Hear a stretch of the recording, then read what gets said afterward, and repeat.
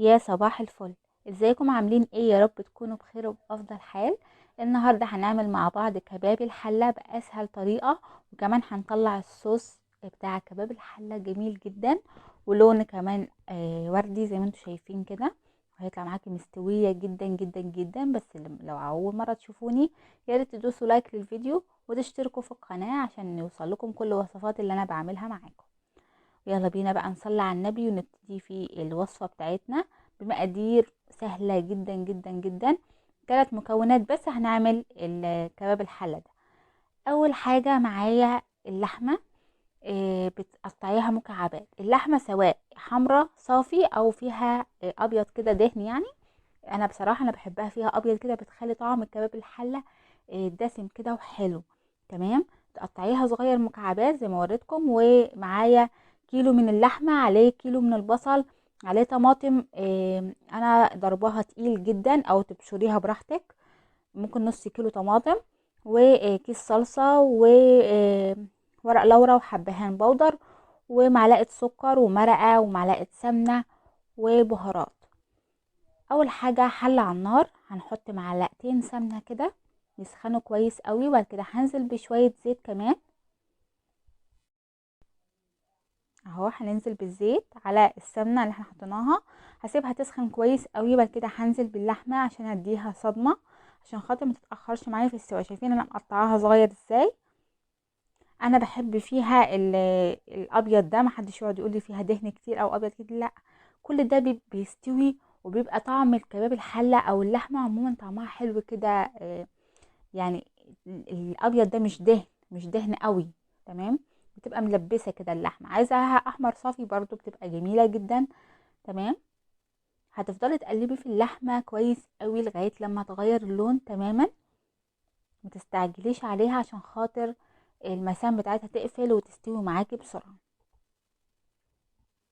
لو حابه تعمليها في حله الضغط برضو براحتك. اهو هفضل اقلب فيها لغايه شايفين بدات تغير في اللون اهو. يبقى كيلو اللحمة عليه كيلو بصل. تمام. هي كباب الحلة كده، ما تقولوش كيلو بصل كتير، لا. هو كباب الحلة بيبقى عبارة عن لحمة وبصل. الطماطم دي اختياري، في ناس بتضيف جزر، في ناس بتضيف فلفل، انا ما بضيفش اي حاجة غير 3 مكونات دول: اللحمة والبصل والطماطم. تمام. والبهارات. تمام. اهو كده كانت اللحمة غيرت معايا، رحت ضفت على طول البصل. البصل بقى بتقطعيه كبير شوية عشان هو كده كده هيتهري معاكي. هيتهري في اللحمة، ما تبشرهوش او ما تضربهوش في الكبة، لا قطعيه على ايدك. سواء جوليان يعني زي طرنشات كده، او مكعبات بس تخينة شوية. نزلت على طول بمعلقة السكر. معلقة السكر دي مهمة جدا جدا جدا عشان التسوية. هنا نزلت كمان بحبهان وورق لورا بس ضرباهم مخلياهم بودر. نزلت بيها. ونزلت ببهارات عبارة عن فلفل اسود وكزبرة ناشفة ورشة ملح. تمام. وهديهم تقليبة كويس قوي بحيث ان البصل واللحمة ياخدوا من طعم كل التوابل مع بعض. هفضل اقلب فيها كويس قوي لغاية لما البصل ده احس ان هو دبل كده، واللحمة شربت المية اللي هي نزلتها. تمام. مش هضيف عليها لا الطماطم دلوقتي ولا المية دلوقتي خالص. هنا بقى هضيف المكعب المرقة. ضفت مكعب مرقة لحمة بيعزز من الطعم، بيخليها طعمها احلى.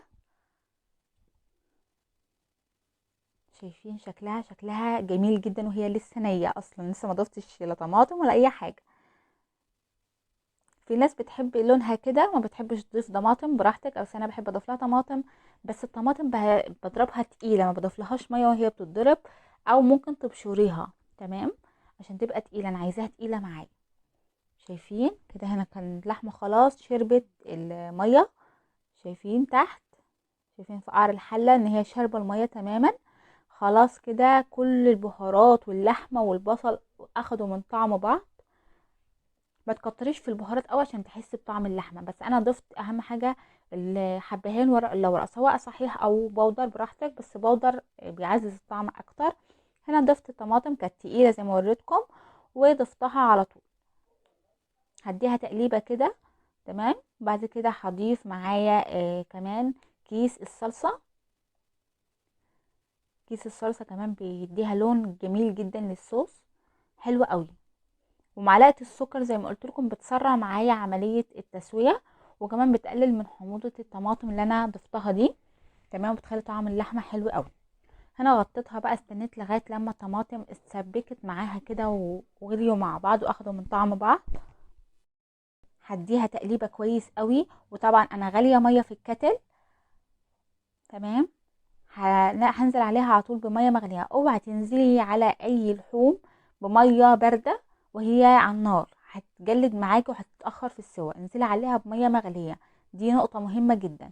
طبعا هنا بشوف الطعم عشان الملح.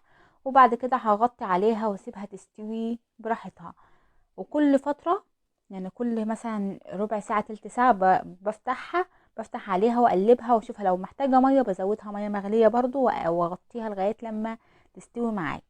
هنا برضو فتحت عليها. تمام. بعد كده هزودها ميه تاني، لقيتها لسه مستوتش، زودتها ميه ورحت قلبتها تقليبه كده وغطيت عليها تاني وسبتها لغايه لما افتح عليها كده الاقي الصوص كده تقل معايا، وكمان اللحمه استوت. هنا هنجرب مع بعض نشوف اللحمه استوت ولا لا. اهو هوريكم معايا. شايفين الصوص شكله جميل ازاي؟ شايفين لونه حلو قوي. شايفين اللحمه دايبه ازاي؟ شايفين بتتقطع معايا بكل سهوله خالص. كده اللحمه جاهزه معايا. بتجيبي طبق التقديم بتاعك بقى وتغرفي فيه. دي بتتقدم يا اما تاكليها بعيش بتبقى حلوه جدا، يا اما مع جنبيها رز ابيض، جنبيها مكرونه، اللي انت حباه. بتنفع حلوه جدا للعزومات. تمام. شكلها ولونها وريحتها وطعمها، كان كل حاجه فيها حلوه بصراحه. شايفين شكلها ولونها جميل جدا جدا جدا.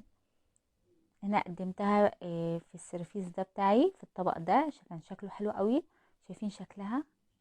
شايفين الصوص لونه ولا ريحته؟ كان طعمها حلو قوي. جربوها بنفس الطريقة دي وهتعجبكم جدا جدا. هوريكم ان هي مستوية كمان. شايفين؟ دايبة دايبة بجد، والابيض كمان مش باين فيها، وكان طعمها حلو قوي. وبألف هنا وشفا اللي هيجربها. واللي رأيكم في التعليقات لو عجبتكم الوصفة. وما تنسوش بقى تدوسوا لايك للفيديو وتشتركوا في القناة. واشوفكم في رعاية الله في فيديو جديد.